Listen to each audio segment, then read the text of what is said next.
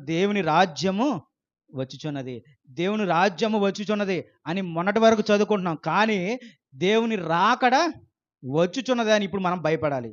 దేవుని రాజ్యం వచ్చుచున్నది కాబట్టి సంతోషపడుతున్నాము. దేవుని రాకడ వచ్చుచున్నది కాబట్టి సిద్ధపడాలి. భయపడుతూ సిద్ధపడాలి. ఇప్పుడు సిద్ధపడాలి అంటే మారు మనసు పొంది ఏమంటున్నాడు? సువార్తను నమ్ముడి.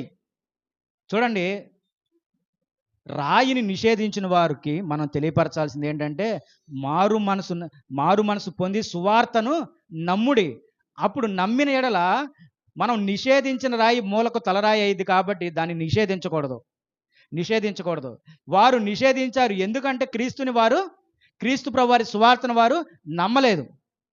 ఇక్కడ మారు మనసు అని మనం సహజంగా చదువుకుంటున్నాం కానీ దేవుని ఆలోచన ఏంటంటే మారు మనసు అంటే మారు హృదయమని, మారు ఆలోచనని, మారు తలంపులని, మారు క్రియలని ఇవన్నీ మాట్లాడుతున్నాడు. అంటే మనమంతా ఏమైపోవాలి?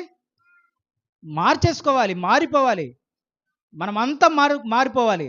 ఇంత మటుకు లోకానుసారంగా ఉన్న మనము ఇప్పుడు మారు మనసు పొందామంటే దైవానుసారంగా మనం జీవించాలి. దైవానుసారమైనటువంటి ఆలోచనలతో జీవించాలి.